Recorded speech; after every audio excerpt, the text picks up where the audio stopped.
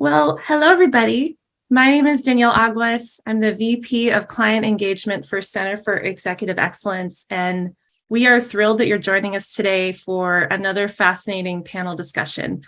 I'm usually the lady behind the scenes during these webinars, and today I get to introduce the panel. So despite my slight imposter syndrome, I know I'm in great company today, along with my co-host, Jessica Umunabuki, who will be assisting me behind the scenes. Jessica, there you are. Thank you. You are among 200 registrants from around the globe that have signed up for this quarterly panel discussion. And it is here where we invite you to come as you are today and acknowledge and we acknowledge and express gratitude for the Indigenous people who cared for this land for millennia in the present and in the future. Our organization is headquartered in San Diego on the traditional lands of the Kumeyaay Nation, translated as the people who overlook the ocean from the cliffs. We are committed to continuing to learn the stories of this land and to support its caretakers. So if there are any Indigenous people with us today, please share your tribes so that we may recognize you. And Jessica's going to post a link where you can learn more. And as we all gather, I'd love to hear from you in the chat. We really do treat these events as community builders. So feel free to use the tool that Jessica dropped in the chat to share the lands you inhabit, to share your LinkedIn profile if you like. Let us know what organization you're with, or if you're in between roles, that's just fine. Let's move into the main event and introduce this wonderful panel. Arthur Benjamin is our 5-time D&I panel moderator, and he's an experienced talent acquisition, diversity and inclusion leader with 2 decades of demonstrated history in strategic thought leadership and planning around the complexities of talent engagement, culture, diversity, and inclusion. Arthur's influence and advisory has won him praise and numerous awards from around the world. He most recently was granted the 2022 D&I Global Influencer Award, the 2022 Most Influential African American Leaders in Business Award, and the 2022 Top 100 D&I Leaders in the Nation by Mogul. You're on fire, Art. And hello, my friend. Up first, among our esteemed panelists is MJ Calloway. MJ has broken barriers as the first ever Chief Diversity, Equity, Inclusion Officer for San Ysidro Health in San Diego, California. She has worked nationally as the Director of Workforce Equity, Diversity, and Inclusion for the American Institute of Architects, and has also led the charge to increase representation of women architects of color in crucial leadership positions. Wow. Driven by her passion, MJ addresses systemic racism in organizational business practices, policies, and processes. She advocates for the voiceless and marginalized who have historically been denied access to equitable salaries, employment, mentors, education, and senior leadership positions. So happy to have you with us today, MJ. Next, I would like to welcome Robin Johnson, Vice President and Director of Diversity, Equity, Inclusion for Umpqua Bank. Robin has been a diversity and inclusion professional for over 19 years and has consistently managed the trajectory of organizations as they embark upon the creation, refinement, and implementation of their equity plans into their overarching organizational and strategic aims and objectives. Previously, Robin was the Director of Equity Advancement at the Center for Equity and Inclusion. And before her time there, she was the Inclusion Policy Advisor with the Office of the Governor, where she focused on issues around workforce diversity and inclusion, civil rights, and organizational change management.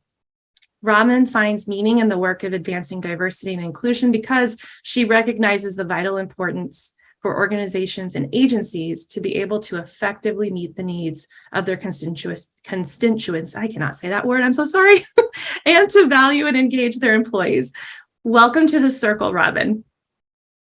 And rounding out today's panel is Pina, the founder of Anthropolicy Culture Brokers, a human rights equity consultancy that supports individuals, families, and organizations center their D&I through high-stakes transitions.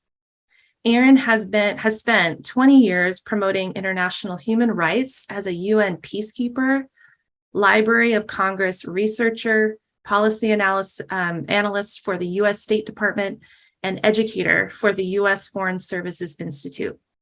Aaron has also served as a classroom educator across the U.S. As a mixed Black man who defies categorization, Aaron's superpower is a culture broker who is at home in any environment where he has learned to stand strong in his uniqueness and to help bring others into a place of greater openness and self-awareness about their own internal human rights identity. Such a pleasure to have you join us, Aaron. Thank you. And with that, I'm going to get out of the way and give you all the virtual floor. Thank you so much. Have a great discussion. Have fun. Thank you so much, Danielle. We are incredibly excited. I am incredibly excited to be having this conversation and playing a small part in leading this conversation with MJ, Aaron, and Robin. And so with that, we are going to jump right in. MJ, Aaron, and Robin, if you're ready, let's go ahead and get started with this conversation. Let's do it. Our first question is to Aaron. We'd like to kick off the panel by asking each of you if you can share any examples of structural bias that you have recognized in your career and the impact those have had on society. Aaron, we'll start with you and then we'll open it up to our other two panelists. Thanks, Art. And thank you, Danielle, for that wonderful introduction. And it is just wonderful to be here with such distinguished panelists. And thank you, everyone, for joining this conversation today. It's an honor to be here. You know, I will talk about my professional experiences, but they are grounded in my personal experiences. And you know, as a man of color growing up in the US in the shadow of desegregation in the 70s and 80s, much of what I've experienced as an individual Black boy growing up informs what I do and how I see my professional life. So I just want to share that off top. Sadly, there's a lot of examples that I'm sure we could all pick from. And when I thought about this prompt, the first thing that entered my mind, and I'll tend to go for the first thing, is my interaction with gender-based structural biases in the federal government. And the federal government does a lot of wonderful things, especially in the State Department and the Human Rights Bureau. Ironically, in the Human Rights Bureau, when I served there were tremendous structural challenges around the issue of parental and guardian leave policies, which skewed heavily towards those who identify as female, away from fathers and men. That was one area that really hit home to me as someone who's beginning to start a family. But I also noticed that in the Bureau of Human Rights, there was tremendous negative energy towards folks who wanted to create spaces to pump or to connect with their children or even to visit their children in daycare. And I noticed that, gosh, from a human rights point of view, what an inequity and what a way to erode morale, erode the spirit of our common humanity by perpetuating these very patriarchal, misogynistic policies. And it really drove a lot of folks, majority and minority culture alike, out of human rights when they realized it wasn't the most hospitable place towards gender inclusion. And also there was a cultural whiff, an unwritten rule that said if you took more than 4 weeks of parental leave when your child was born, you were kind of labeled as someone who wasn't serious about their career. And so when I dared to take 4 months of parental leave, I had a lot of talkings to. A lot of folks really questioned my commitments to serving the nation, to my commitment to my career. Luckily for me, I was able to hold in my truth and what I wanted. But I know, because I helped lead a lot of mentees and interns, that a lot of folks used the birth of their child or the adoption of their child or any other life transition to exit out of the department. So we hemorrhaged a lot of talent out of the State Department, particularly talent of difference. And when I expand that story to the rest of the nation, I think we are hemorrhaging talent. We are hemorrhaging gifts when we create these structures, when we refuse to address these structures of bias and institutional othering of difference. And it's really to our detriment. And I saw up close how it actually limits our ability to promote wonderful human rights-based values overseas when the people promoting them don't feel that they're actually being served at home. Thanks for the question, Art.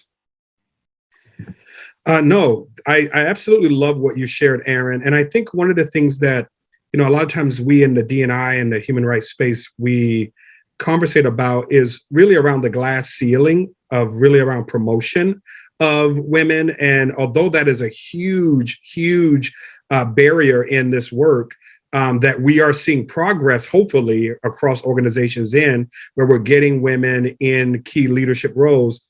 I think you pull out a great and powerful point to really talking about what does actual inclusion look like for women, not just the promoting of women, but what does inclusion look like for women in the workplace? And I think that's something that we need to continually be having conversations about. As you stated about, again, women wanting to nurse or women wanting to balance both career and family, and how do organizations align their values to support that. Is there anything else you would add to that, Aaron, before we go on to our other panelists? Oh, that's great. I do think it's an issue of inclusion. And to me, inclusion is iterative, it's ongoing, it's processual, and it's not just enough to get folks of difference in. It's not just enough to onboard them, but it also is this ongoing reflection of how can we ensure that operations and policies reflect all of our values in an organization, not just majority culture. I absolutely love that. We want to open it up. MJ, Robin, do you have anything to add? Well, I'll just add this. One, I wanted to thank you so much for this opportunity to participate today. But early on, I knew that I did not want to have children. So that was, a decision I made early on in my life.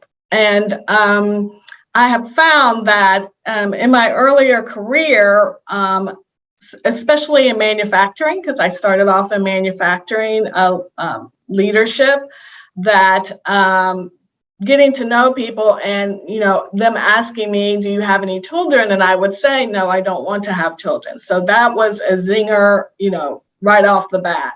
You don't want to be a mother, all of those questions that go along with that.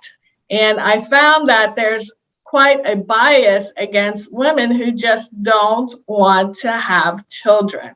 It doesn't mean I don't love children, like children. I have a goddaughter. I have lots of nieces and nephews that I love very much. But me personally, I didn't want to have any. And you wouldn't believe some of the experiences, especially at work, but sometimes also in my personal life, when I say that and they understand that I'm serious, it gets, a little bit defensive and questioning me. Is there something wrong with me? No, there's nothing wrong with me. I just don't. So just having to explain myself really got old. So I'm very careful in conversations when folks are talking about children and families, because I'm going to be honest, but I know what's coming when I tell them that. So that's my 2 cents.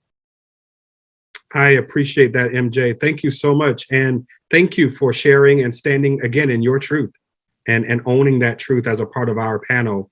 Absolutely amazing. Robin, you have anything to add?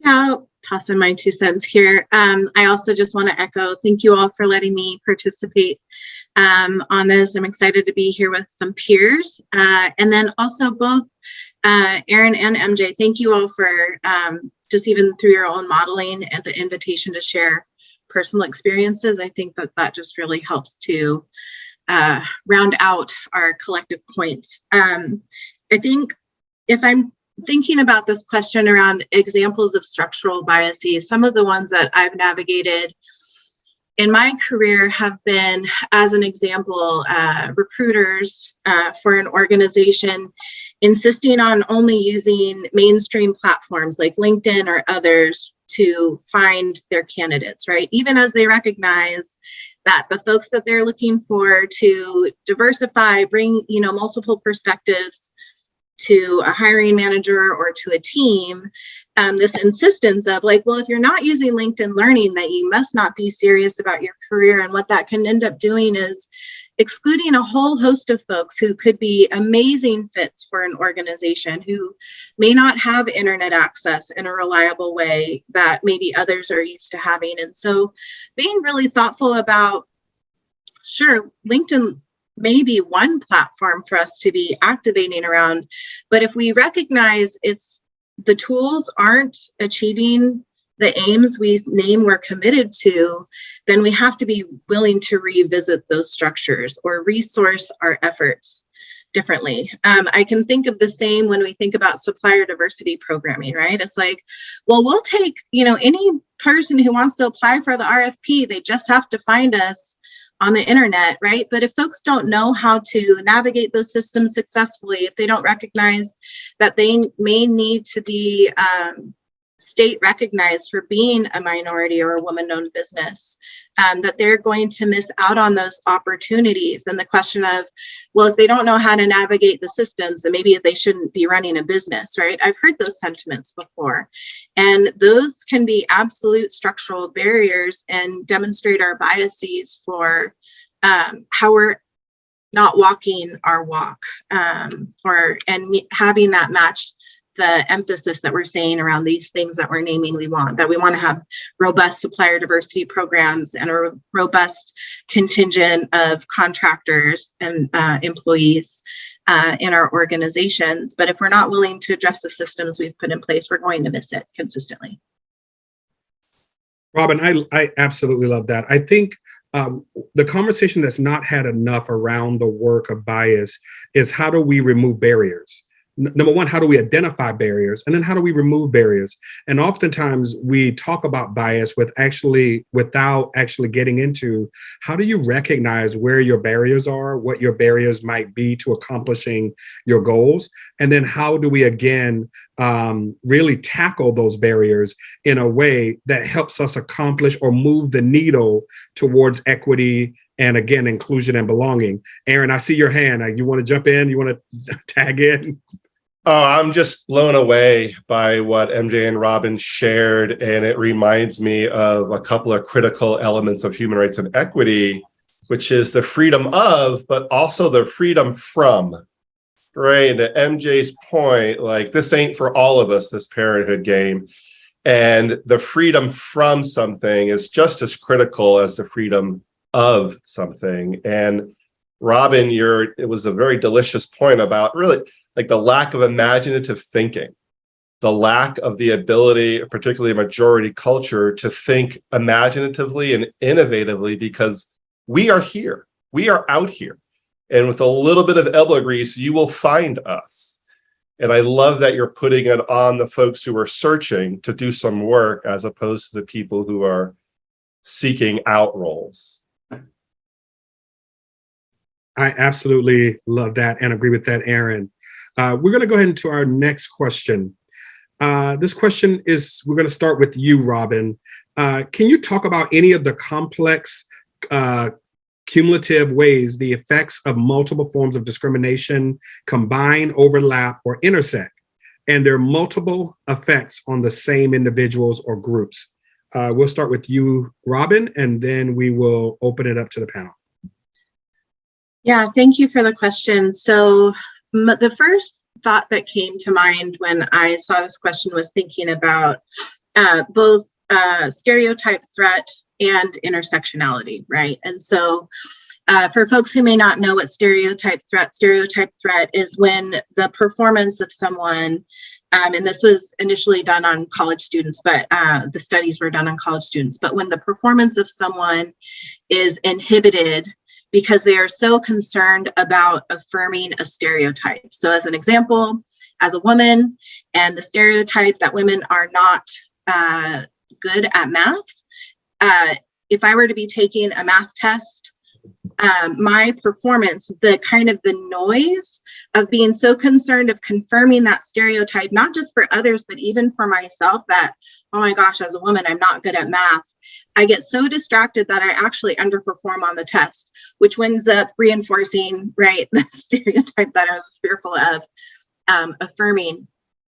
And so the other layer of the study is they actually found that this stereotype threat is the most relevant for people who care about being perceived in whatever way that stereotype might be underscoring. So if I care about being perceived as smart and good at math, I'm going to be the most concerned about that math test. Whereas if I were as concerned about being a good writer, as an example, that stereotype threat might not flare up in the same way if I was asked to, write an essay.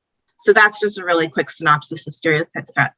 When I think about intersectionality and the layers of identity that any one person can hold, and I truly believe that most of us hold a complex dynamic of both privileged and marginalized identities all at the same time. If I'm, as an example, walking into a meeting, right, and the first thing I may be looking for, are there other people of color here, right? The next thing I might be looking for, are there other women here, right?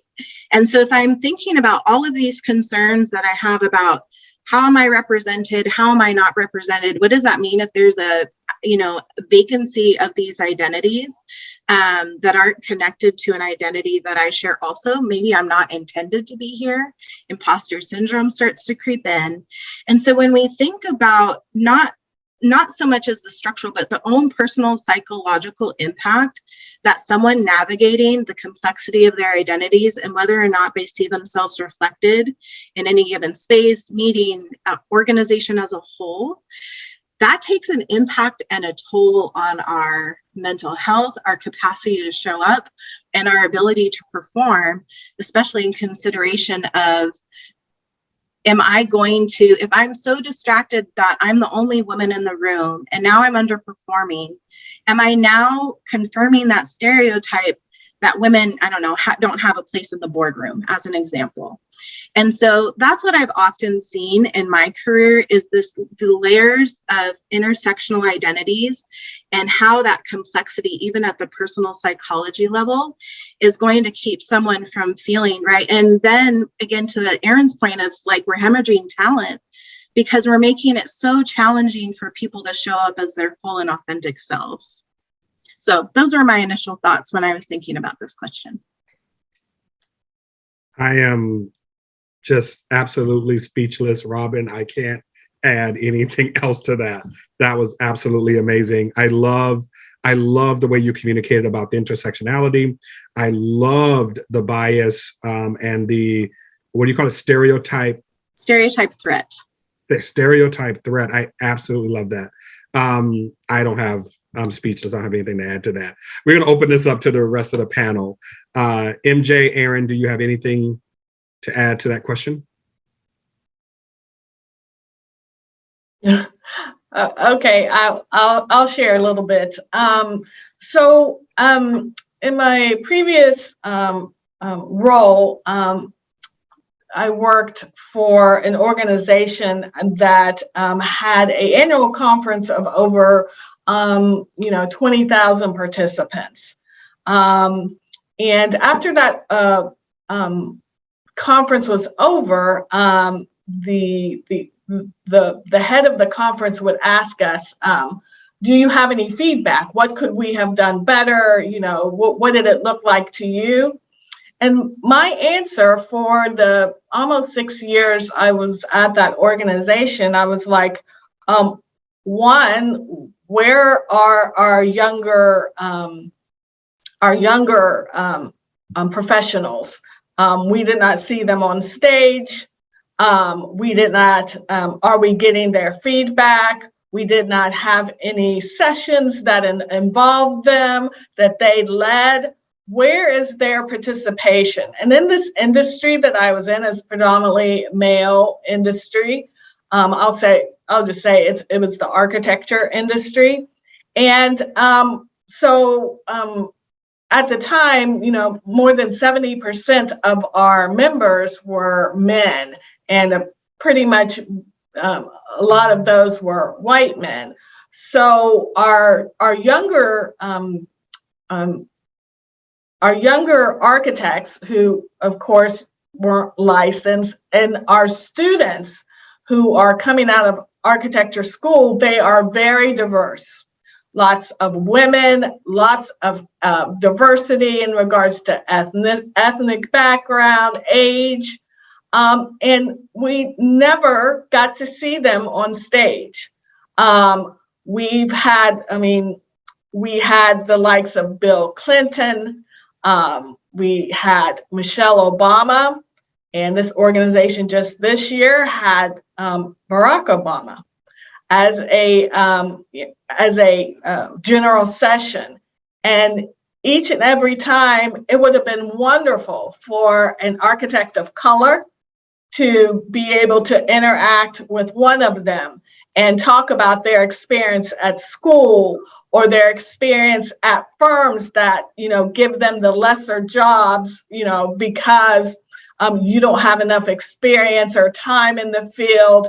But but they use their skills because they know all the newer programs. So they want them to do all of that work, but they don't want to appreciate that work when it comes to national recognition. So I believe it was a bias on the part of the organization and those who were the head of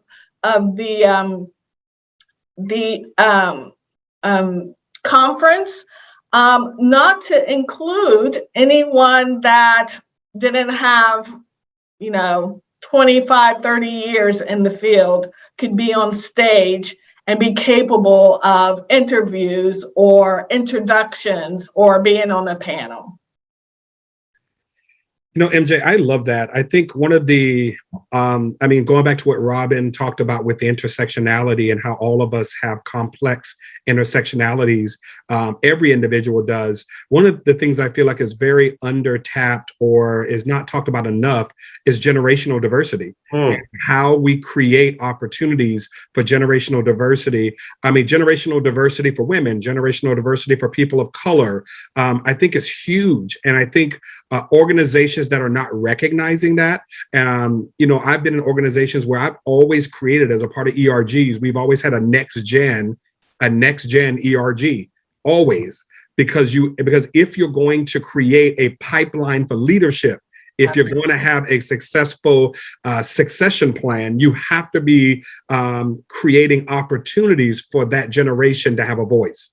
Absolutely. And so I am absolutely for that. I think that is amazing. Sorry, I'm not on the panel. I just wanted to give my 2 cents, but I'm going to go ahead and open it up to MJ. Did you have a follow-up before I? Well, I did. I just wanted to say, and it wasn't for the lack of we always say we can't find any. It wasn't for the lack of folks to find.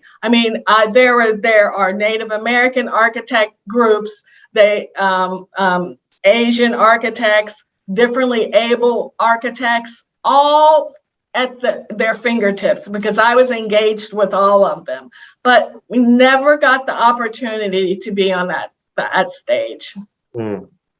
That's yeah. Wow, MJ. I appreciate that share. Generational diversity is a huge one. Aaron, do you have something to add to that question? So much wisdom in this room. Thank you so much for sharing. This is a complex question, the cumulative ways how discrimination and systemic bias intersect. And we've talked about intersectionality, representation, generational diversity. And this lands on me as also an element of positionality, right? And that these intersections, they matter, but they also relate to one another in time and space. They're also not fixed. They can shift, like so many of our values can shift, which adds more complexity. And when I think about how our positions and privileges and margins can shift, I thought about Heather McGhee's book, The Sum of Us. And Heather McGhee just does if you haven't read this book, please read this book. It's pretty powerful stuff. And she talks about how structural violence, systemic oppression hurts all of us, okay? It hurts all of us, majority, minority, all of us suffer. And I learned that lesson, but I didn't really buy that lesson for quite a while, to be honest with you, until I actually spent time as a human rights officer in the Middle East. And I realized when I did my work in Israel and Palestine that this sense of oppressed and oppressor, of victim and offender, was creating the oppression Olympics. It was creating hierarchies of pain, which I read as, oh, that's a really neat trick systemic oppression plays on all of us, like crabs in a barrel pulling each other down, right? And I find that one of the most complex ways that discrimination works in systems is by creating the oppression Olympics. And I like to see Art, I love that you brought in intergenerational diversity, because in my work, I see very clearly the epigenetic, intergenerational, intra-generational tension as a result of centuries of systemic oppression. And in order to unwind that, that is a generational, that is a lineage-based. In my work, I speak of lineages.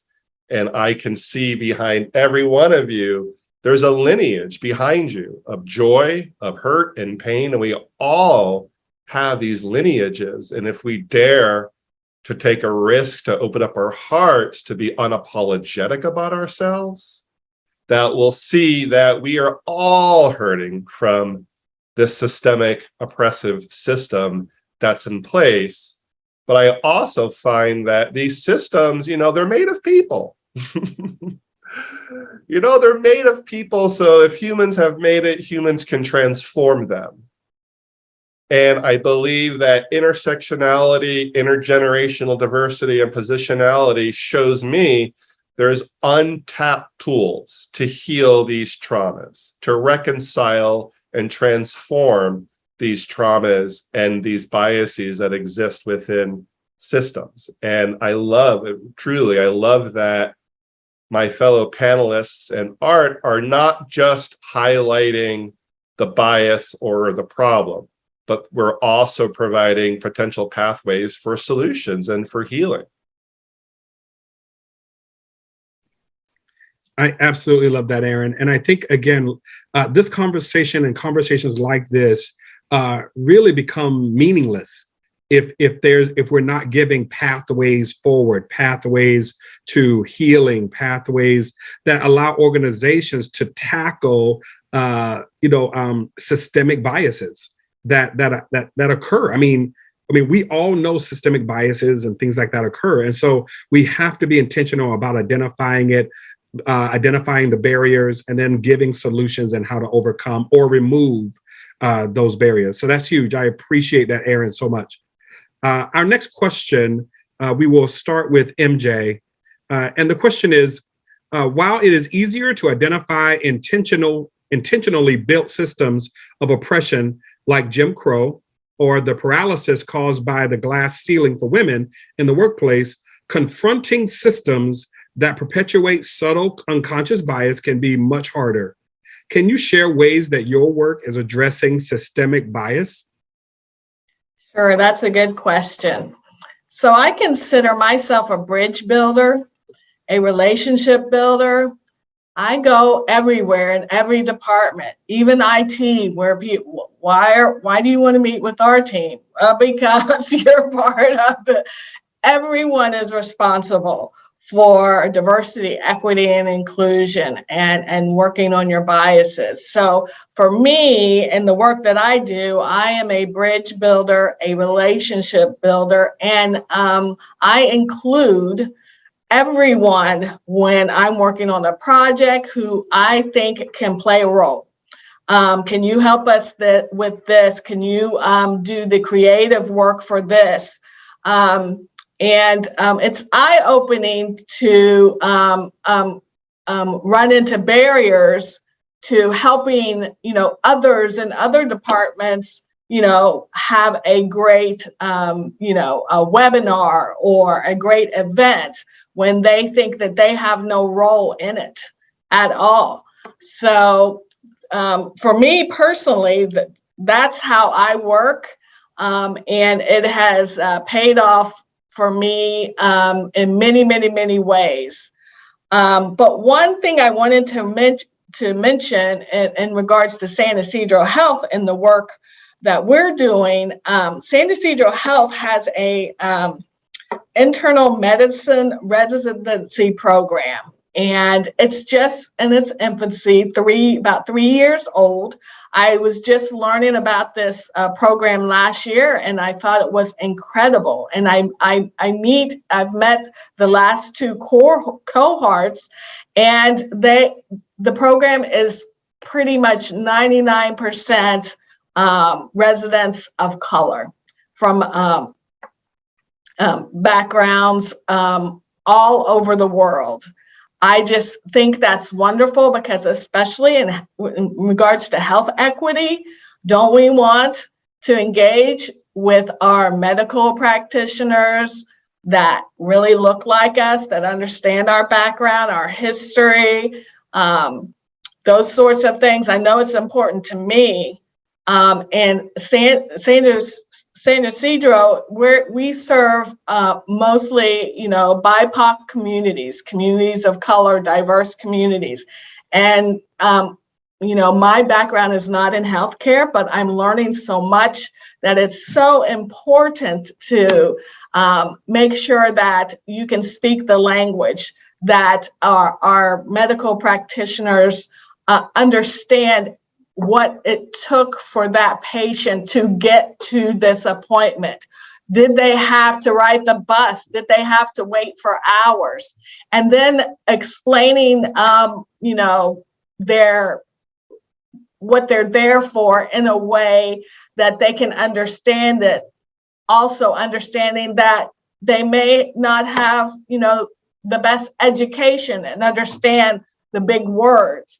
So explain it in a way, show pictures, videos, what have you. San Ysidro Health does a great job at that. And I just wanted to mention that, we, and those residents of color, I know that we try to keep them as much as we can, but, they're not obligated to stay with San Ysidro Health, but this builds on the residents and the soon-to-be physicians that can offer services at San Ysidro Health. Mhm. MJ, I love that. I think hearing you talk about, your commitment to being a bridge builder, and really listening to you talk about health equity and, again, barriers, and even healthcare workers and doctors and physicians understanding some of those barriers and being able for them to connect and be better doctors and services to patients is a huge ordeal that really doesn't get talked about a lot in the DEI space. And so I seriously appreciate you bringing that as a part of this conversation. Robin, Aaron, either of you want to add to this question? Yeah, I'll jump in. MJ, thank you so much for sharing that truth. And, I inhabit the role of a culture broker, which comes from the field of anthropology, and the culture broker comes from healthcare. So in this moment, I'm like, ooh, I found someone who actually inhabits that role as well as a bridge builder. Often culture brokers are bridge builders. And this is such a great question around, like, what are we actually doing? And I think those of us on this panel can identify and understand the intentionality of systemic oppression. I also think for most North Americans, it's incredibly difficult for them to see the intentionality of it all, that many folk just see it as a phenomena, something that just happens. And that's not shade. I just think it's a lived reality for many people. And I want to call in my own opportunities and privileges to see and learn more about these things. So I love training. I love learning as much as the next person. The human rights officer in me who spent time doing this work around the world also has to acknowledge that we've been trained a long time. It's been decades and decades trained. The human rights revolution is almost 100 years old. Sometimes I feel that training divorced from practice is a very, very nuanced trick that replicates systems. And that it's just an opportunity for majority culture in particular to navel gaze and to never put into practice. So I really like to create situations whereby folks get to practice in service in the community. Some call it project-based learning, some call it experiential learning. But, you know, I'm like the anti-Allen Iverson. I am talking about practice, not the game. It is about practice. And practice doesn't make perfect. It makes it permanent.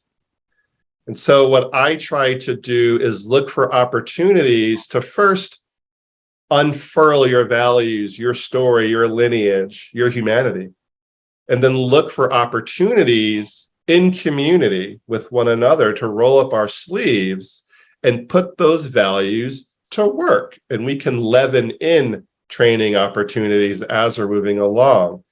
I do want to sink down into the heart and hands. You know, bell hooks, love is a verb. It's an action. It's an action we have to take. And so I believe that when we match our interests, our values with our vision of like, what is our why? When we combine that with the habit of practice, we can start to experiment. We can start to innovate. And yes, we will fail. We will make mistakes. And we are all fallible. And I think oftentimes one of the biggest barriers to reducing, transforming systemic bias is this fear complex that exists in so many people, particularly majority culture. That there's a fear complex. And I actually find training can actually keep the fear in their bodies.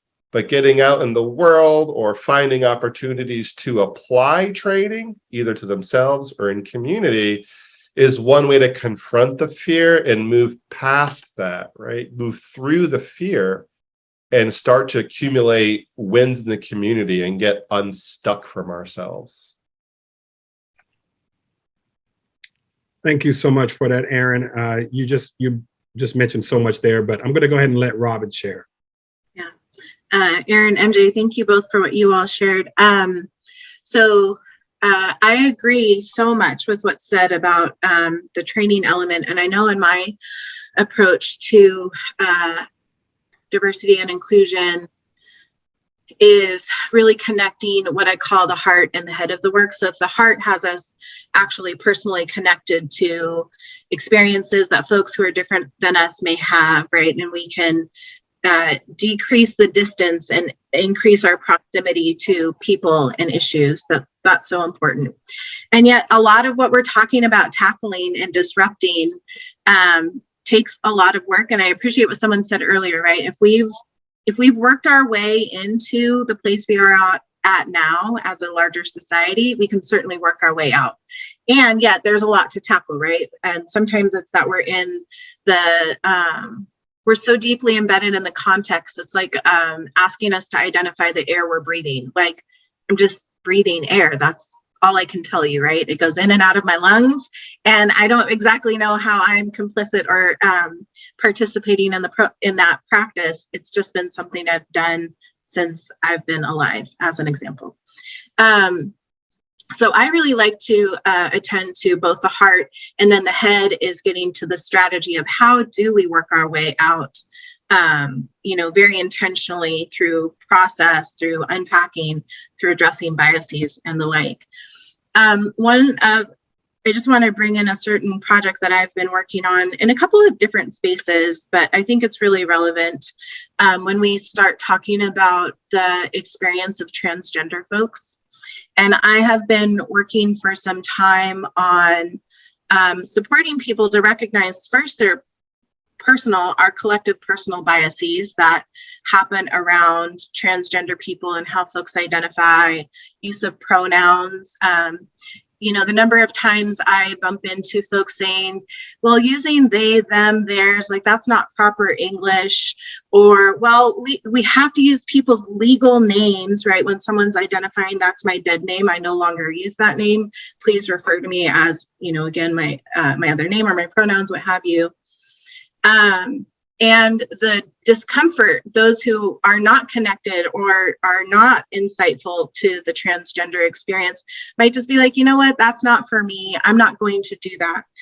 And in the work that I do, I like to increase the proximity. And so if we're talking about transgender folks are some of the most susceptible to thinking about and even attempting suicide, right? And oftentimes that is so connected to whether it's individuals or an organization being unwilling to recognize them and use their preferred pronouns, eschew their dead name if they're saying that that's not relevant for them. And so I've experienced that at where I'm at currently at the bank, where again, it's not that folks are ill-intentioned, but it's so baked into our system, it's so baked into our thinking that when folks are on autopilot, they don't recognize the harm they're causing left, right, and center. And so what I like to do is to bring to the forefront the humanizing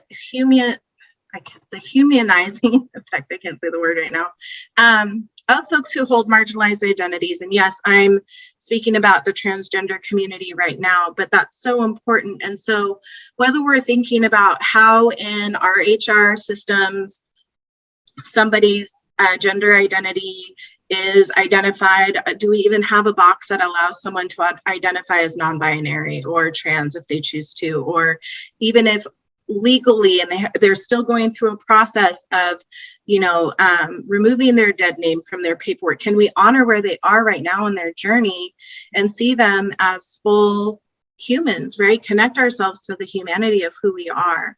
And so I really think that being able to bring it home for people in the personalization of the work, and then having them expand on, and how is that now either codified or demonstrated in our systems and practices that are actually a barrier to us seeing the full humanity of someone and what they're asking that their preferred pronouns are or their name is, even if it doesn't meet whatever sort of standards we've said are so important to us. Is that worth someone's life? And I think that those are the important questions that we need to ask ourselves. So that's an example of kind of that, yeah, it is baked into the system and we need to disrupt the system, but oftentimes we need to work through our personal, how that, again, those biases have been baked into us personally that allows us to even allow that to continue to happen. Well, that's just normal. We need, people's legal names. And until it's changed legally, like we're going to continue to call Sarah John because on their birth certificate it says John, and that feels like, again, at the cost of someone's life, that we would refuse to see them in the way that they are framing themselves to us. Feels really important for this type of work. Let me just say, I feel as though, number one, I want to just, again, thank all three of you because you all bring such high level expertise to just that one question. I feel like we could have a panel discussion on the systemic barriers for trans and LGBTQ alone. We could do it for health equity alone and have an entire panel discussion for that. On just human rights and just systemic everything, we could have a complete panel just on that. And so absolutely incredible answers by all of our panelists. We do have one other question before we open it up to Q&A. from those who are attending, but this is to all of our panelists. When it comes to tackling these systemic biases, how can people make an impact from where they are today? And what does success look like? Again, I'll read the question again. When it comes to tackling these systemic biases, how can people make an impact from where they are today? And what does success look like? I'll open it up to any of our panelists. That's a great question. Robin, that was like a dart to the heart. I so appreciate your heart-centeredness. And as a dad to a beautiful trans kid, I'm just so pleased to hear that invitation in. So thank you. And, I think that to do this work, it's work, but it could also be joyous work. And I've learned over the years that if we can't find joy in this struggle, the struggle will continue.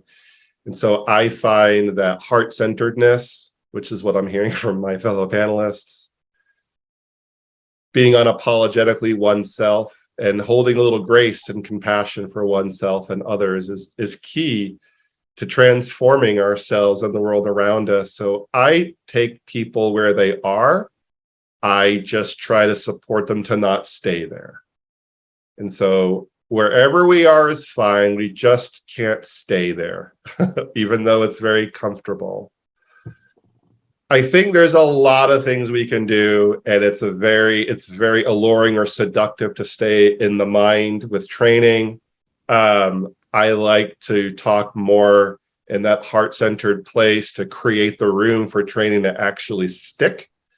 When it comes to particular things we can do, I'm a big proponent of active bystander trainings. I think active bystander trainings can often set the conditions necessary to move through fear, to move through discomfort, and to move even through allyship and alliance into more co-conspiratorial thinking. I'm a veteran, and alliances change. Yesterday's ally is tomorrow's enemy, right, Art? And so I like to think that things like peer support, affinity groups can also create some of the conditions necessary to be brave enough, to be audacious enough, to think about new ways of being and how to address our own internal blind spots, which have come up here several times, that we should start with the self. I try to live a life of everyday practice, and that to embody a lifestyle of equity. It's not so much a job for me, but a calling. And I think many of us, when we look into our hearts, we can find there's a piece of our hearts that wants to live life as an everyday practice within equity. I think that in my work, I guide my client family members through 4 phases of incorporation, where we reveal the internal wisdom that we need. Books are great, training's important, but we're also professional humans. It's all we've ever been. And we all have wisdom that we can bring to the table. We all have a piece of the truth. We also need to explore, push, test, reveal what is real, what is performative, what needs to be claimed, what needs to be shed. And we explore these through values and story, which is what I'm hearing today, a lot of values and story. I then like to challenge people to align their values in community with their whole selves, their unapologetically whole selves, including skepticism, which comes from a place of values.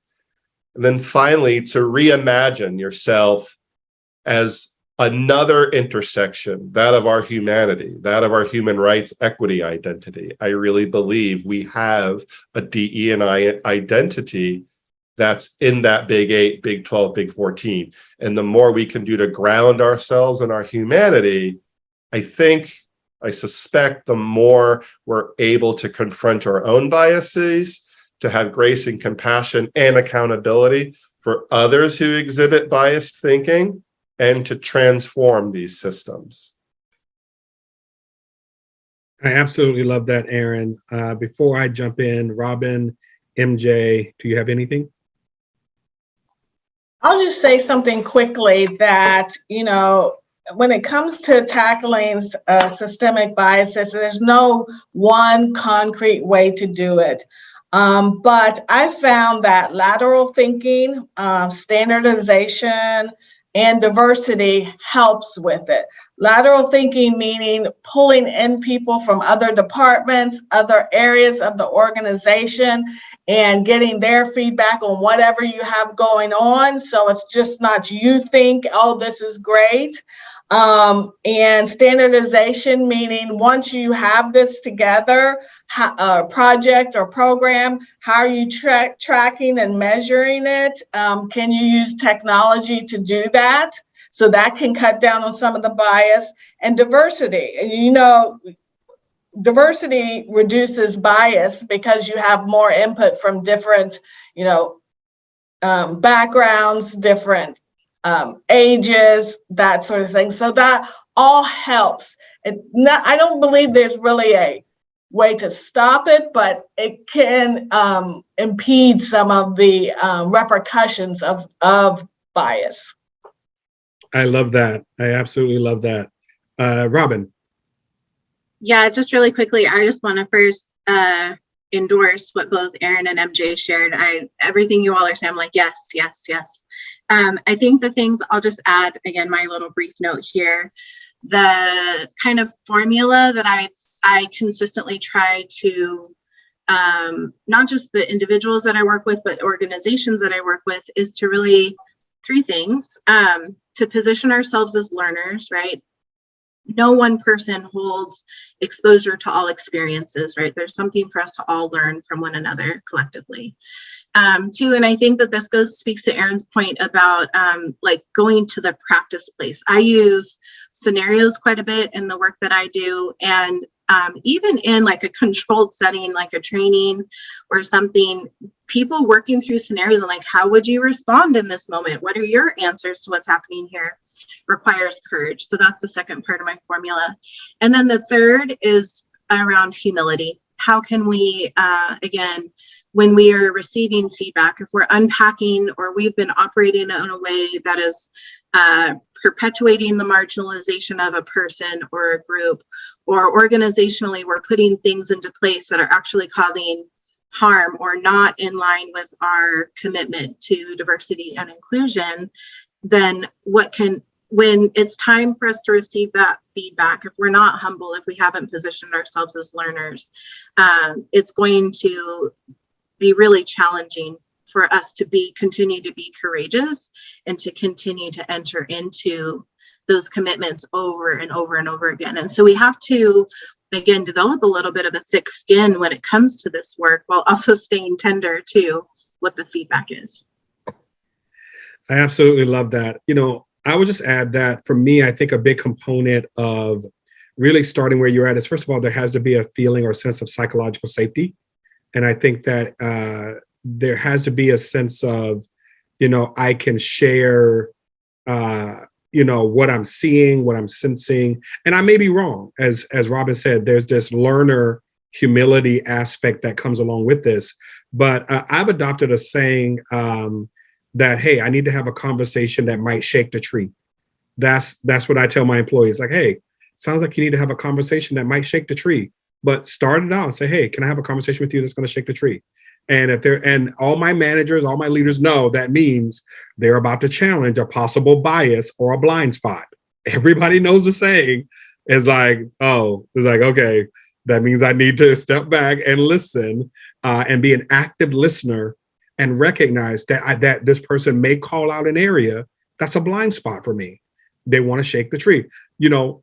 I'm looking at your team. Your team is all men. You have no women on your team, and your last two hires were men. We need to have a question about, what did your talent pool look like? Things like that. Why do you tend to possibly gravitate towards, as a hiring manager, males in your department? Is there a bias there? Is there a systemic bias there? And so, again, asking questions allows us to get and recognize those barriers, which again, you can then tackle and mitigate, or at least reduce the impact of. But I think it's a great way to start. It feels a little bit non-threatening to say, hey, we have things about crucial conversations, but I was like, hey, this is a little bit different than a crucial conversation. Like, I need to have a conversation that might shake the tree. And again, that creates an opportunity for you to have permission to challenge a blind spot or a bias with an individual, and versus coming at them with an accusation. And I think for me, I've adopted that in our organization as a part of our work, and our managers love it. I get feedback all the time. They're like, oh my gosh, why did you ever start I'm gonna shake the tree? Because they're like, I feel like every 2 weeks, somebody's like, I need to shake the tree. I need to have a conversation with you about shaking the tree. But I told them, we don't get better unless people challenge our system, our blind spot. That's what makes us better. That's what makes us more inclusive. That's what makes us tackle the blind spots and address barriers to inclusion. So that's mine. Aaron, you got something to add? Oh, that's just beautiful, Art. And what I love about that is you just said, like, everyone uses that term, shake the tree. It's creating a habit. It's creating a cultural ritual that normalizes humility. It normalizes safety. It normalizes risk-taking, and it normalizes getting through the fear, getting over ourselves. And I adore that. That's delicious. Thank you for sharing that. Not a problem. All right. So we are going to, at this point, move to our Q&A from our audience members. We're really excited about jumping in. I can tell our panelists are excited, so we're going to go ahead and jump right into this portion. Thank you so much to everyone who has submitted questions. And our first question to our panelists is, in what ways do the really nice but silent white people contribute to maintaining the status quo? What do we need from them in order to overcome the various biases embedded in our systems?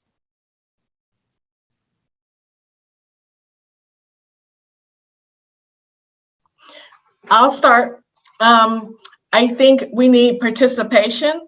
We need them to do their own research, not rely on people of color. And also, if you understand that you are responsible for, as I always say, everyone is responsible for diversity, equity, inclusion, and belonging. So it's not just my job, it's everyone's job. And I think sometimes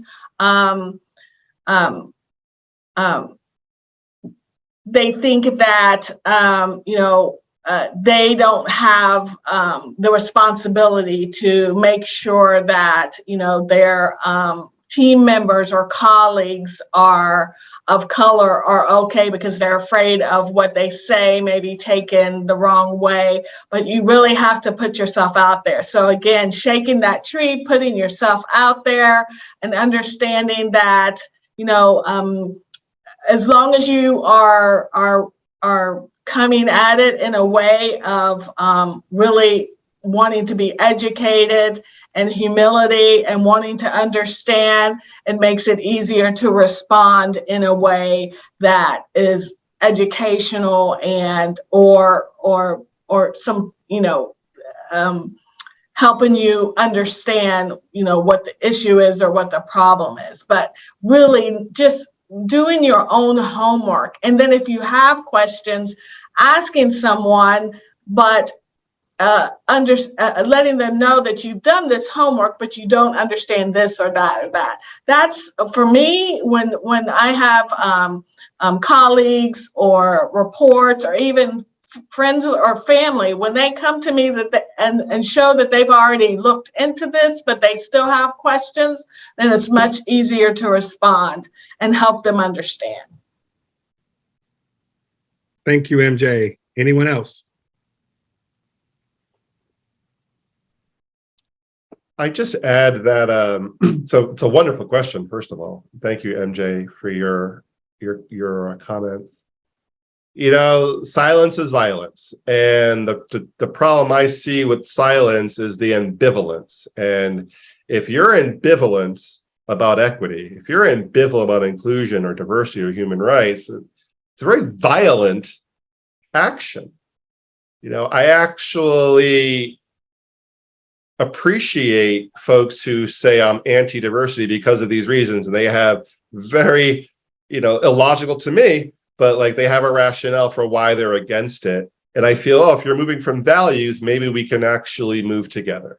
But it's that ambivalence that really challenges me, and I think makes it hard and creates, I live in Portland, Oregon, and we talk about Portland nice. And the niceness is literally killing people who look like me. That ambivalence, that niceness, it must be nice to be ambivalent, right? I don't get the choice to be ambivalent. My ambivalence could get me killed. And that's not anything else but the truth. And I think that the days of attendance, of walking majority culture hand in hand, I think they're coming to a close. And to MJ's point, majority culture needs to do some of their work. I actually am a proponent of white folks gathering together in white spaces, white affinity groups, to talk amongst themselves, to build up some of that resilience, to do some of that work, so that then they can step in with humility and not expect me to be their tour guide. And we all know that race fatigue and gender fatigue is real. And I can't coach and teach all y'all. And so I agree, you got to do your work, not all of it. And I think the work starts in our hearts. And to take the risk, to take a swing at that pitch, take a risk and swing at it, say something, do something, read something.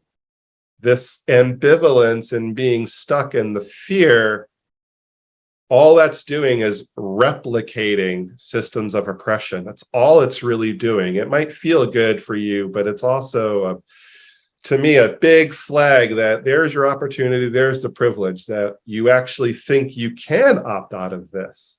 But by thinking you can opt out and you're silenced, I think you're actually perpetuating it. That's a real question. Yeah, I agree with so much of what's been said already. And it's so funny, I wrote down silence is violence too. What I will add to this is, in my work with white folks, one of the things that another woman of color shared with me, brilliant woman of color shared with me years ago, and I've since incorporated it into my practice in working with white folks, is how racism doesn't just impact BIPOC folks, right? It impacts white folks too. And the way I frame it is around, again, if in your silence you end up being complicit, right, and you're a part of perpetuating the status quo, what that actually is doing to you as a human is it leaches away from your humanity.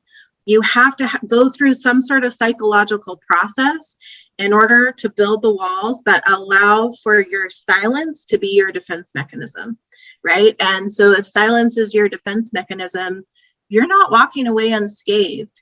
Every time you are silent, your humanity is leached away from you more and more. You have more and more walls built up between you and community and you and others. And, I'll just go back to, you could frame that around, again, I, as someone who identifies as heterosexual, if I continue to other and stay silent around the issues of the LGBTQIA plus community, all that does is leach away from my humanity. All that does is not all, it's not the only thing that's happening, but it impacts me, even as a heterosexual person who may not have the same type of skin in the game in looking for, gender affirming care and so forth and so on, right? It still takes my silence and just witnessing, but not disrupting, not figuring out, not learning, not doing my homework, not engaging in the ways that I should.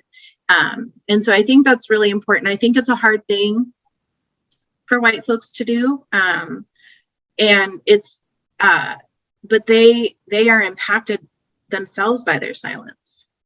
And I think that that's really important. for them white folks to wrap their minds around and really integrate into their understanding. I think I want to just applaud and echo everything that the panelists have said. I think silence of the Caucasian community has been a big one in the D&I space, especially when you see inequities happening around you and not having the courage to speak up, to show up, to ally and support. I think is huge, and I think again, as Robin said, like it eats away at your own humanity. It eats away at the humanity of us all, that which is the intersectionality of all of us. And I think that's a huge one. Great question.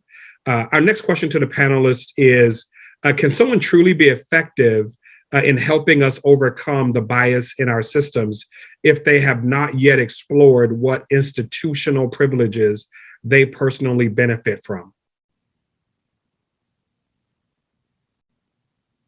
Can you repeat it, Art? I'm sorry. Yes. Can someone truly be effective in helping us overcome the biases in our systems if they have not yet explored what institutional privileges they personally benefit from?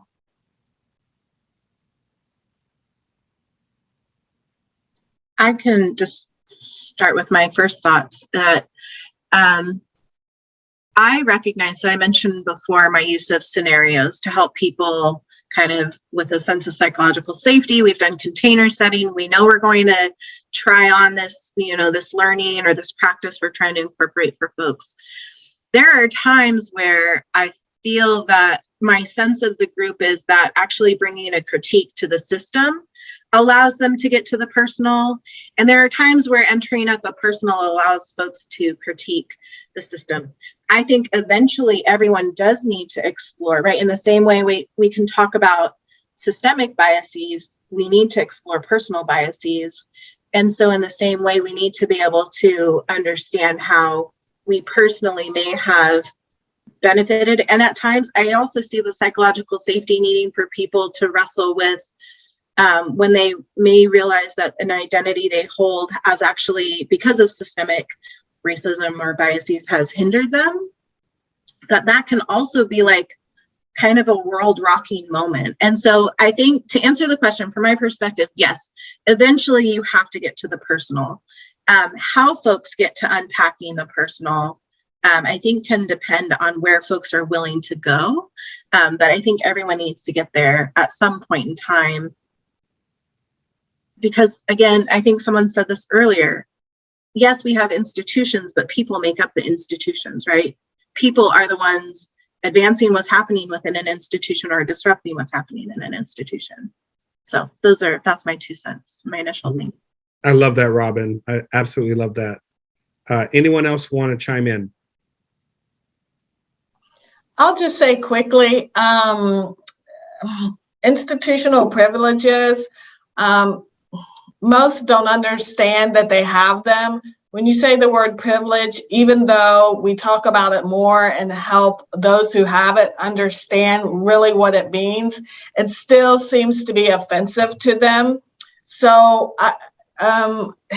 my experience has been building a relationship with that person so we can really talk, and I and others can help them understand about privilege and the privilege that they may carry.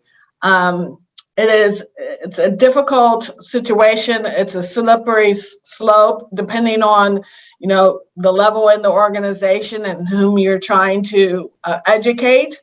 So, building those relationships over a period of time, I have found personally in my work helps me to have those difficult conversations and them understanding that it's really, I'm only trying to help you and this organization be even more successful. I love that, MJ. Aaron, really quick, you got something for the question? Such a tricky question. And I feel that sometimes majority culture, white folks are not going to move until they have it completely figured out, but we're never going to have it completely figured out. So if you're waiting, majority culture, for all the knowledge to be on board before you move, well, that's another form of opting out. That's another form of silence. I believe that many of us actually have a lot of internal wisdom and experiences and values to start this work, to start it earnestly. And like the other panelists have said, relationships and the personal are very critical to this. I also believe I think it was maybe MJ had talked about the weight of the word privilege. And in human rights, we use the word privilege, but we also talk about opportunity. And the challenge is privileges are usually conferred and they can be taken away. Yet I know majority culture, like no one's taking away those privileges. But I do find when we talk about opportunities, we don't lose the wisdom and the power of privilege, but it could create an opening to the heart for majority culture folks to actually engage with this issue. But it's very tricky. I do not think you have to be 100% in the know to do this work. I do believe it's like a trajectory. It's like what is the path and the growth. Thank you, Aaron. Just a quick call out. I saw in chat that Tobias recommended a book called The Conversation by Dr. Robert Livingston. Want to just call that out for anyone who's in chat or who's attending. Our next question is, what advice would you have for someone who is attempting to move the needle and challenging the systemic biases? What advice would you have for someone who is attempting to move the needle and challenging the systemic biases? You better take care of yourself. Better do some, well, I'm serious. I'm not being jaded or cynical. Like, boundary maintenance is critically important to me because this could be burnout work and fatiguing work. It's joyful, but look, this is serious stuff, right? So I think really taking care of yourself, I speak about self-havening, moving beyond self-care, creating a permanence about my physical body. Being in affinity with other folks that are doing this work is so important to me because it can be lonely out here. It can be very lonely doing this work. And I'm a very optimistic person. Like, I'm wearing orange today. Like, I'm bright, I'm sunny, but it's hard work. So I really believe that practicing boundaries, self-care, self-havening, and being in affinity with other folks will help keep you safe enough, brave enough, strong enough to keep it pushing without sacrificing any of your wisdom or your own experiences, because I'm a human too. I'm not just some robot who does this work. Sometimes I think majority culture looks at all these beautiful people and like, oh, they're the expert, they're on the pedestal, they got it going on. Like, no, I live in the world. I'm called these names, I'm put down by folks all the time. And now I got to teach you and train you as well. Like, oof. So really take care of yourself. Find yourself some good habits, some good rituals of self-care, and get an affinity with other people who are doing this work. I would just add to that, Aaron, your ending piece about finding community and other people who do this work is huge. As someone who's done this work for years, and as you stated, we're not exempt from the same biases and systems and discriminatory acts that we're trying to teach people how to overcome. So I absolutely echo that 1,000% for that question. Robin? One of my tips and tricks, and absolutely agree with Aaron about self-care and how important that is and being in affinity with others. I even think I would promote like affinity outside of your organization, because I think they're going to just be a different sector, a different makeup of folks who someone else is navigating and can bring their wisdom and insights is really helpful. But my tip and trick is when it comes to facilitating challenging conversations. So as an example, if I were facilitating a conversation around racial equity, I would have with me a co-facilitator who is white. so that they can articulate the things that, as a white person, to other white people and others in the room who, for some reason, can't hear it from me as a woman of color, right? If I'm talking to a group about gender equity, I'm going to find a male person, male identifying person, to come and facilitate the conversation with me. Because there are going to be not just men, but others in the room who are going to not be able to hear from me, again, as a woman of color, about, you know, what gender equity or gender bias and all of the things look like, but they can hear it from a man or a male identifying person, right? And so you could kind of go down the line. I've been in conversations around LGBTQIA plus work and equity. And I've been the straight person in the room supporting the participants to be able to hear these messages because they're just not able to hear it from an LGBTQIA plus person. So that's my little tip or trick. It's also a buffer and a barrier. You have that co-conspirator with you in the room. They're helping hold the space.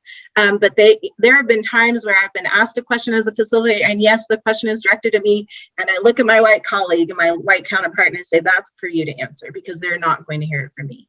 So that's my little tip and trick. And even though, like right now, I'm a department of one at my organization, I outsource co-facilitators to come in with me to deliver these really fitting messages when they need to be. That is a mic drop moment, Robin. I absolutely love that. I think that is absolutely brilliant. I think we may have time for one more question, and then I'm going to hand this back over to Danielle. And so my last question for our panelists that we'll be able to get in today is, and I think this question may be for Robin based on something she said earlier, is stereotype bias like confirmation bias? So it's stereotype threat, and stereotype threat is what the person holding the marginalized identity, that's their psychological headset that they're navigating through. Confirmation bias would be the person who would be looking at me and thinking, women are not good at math. I underperform on the math test. And then that person is saying, see, I knew it. Robin's a woman and therefore she's not good at math. So they are connected, absolutely, but it's like who's holding what perspective, right? It's the marginalized identity person who is working through the stereotype threat, and it's the person, and they don't necessarily not need to hold the marginalized identity, but they may be the person who holds the bias of, you know, again, it could be another woman thinking women aren't good at math, and I confirm that for them because I underperformed on the test, not because I'm not good at math, but because I'm so distracted psychologically by the noise and my fear of confirming that bias. I hope that's clear. They're joined, they're connected in a way, but they are separate concepts. The two sides of a coin. Yeah. That's great. Thank you so much, Robin. And with that, we didn't get to all of our questions, but I want to pause at this moment and turn this back over to Danielle. Thank you again to our incredible, esteemed panelists who you all brought an incredible amount of just everything to this conversation. Thank you for your expertise. Thank you for your thought leadership. And with that, Danielle, I'm giving it back to you. Thank you, Art. Wow, this was really a deeply honest and refreshing conversation. I don't know why I feel emotional about it, but I started taking a lot of notes, and I really cannot wait to rewatch the recording because there's so much here that I'm really still letting seep into my core. I wrote down quotes like, if humans made it, humans can transform it. I need to have a conversation that might shake the tree. Doing your homework. I definitely have a lot of homework to do. Silence is violence. Robin, you said increasing the proximity, and there's so much more. I really thank you all for sharing your wisdom and your lived experience too. So with that, it's so hard to pivot from that to saying goodbye, but I do I do want to share with y'all that are still on this call a little bit about what we're doing at CEE and ways that you can get involved in our global community. So let me just really quickly share my slides with you.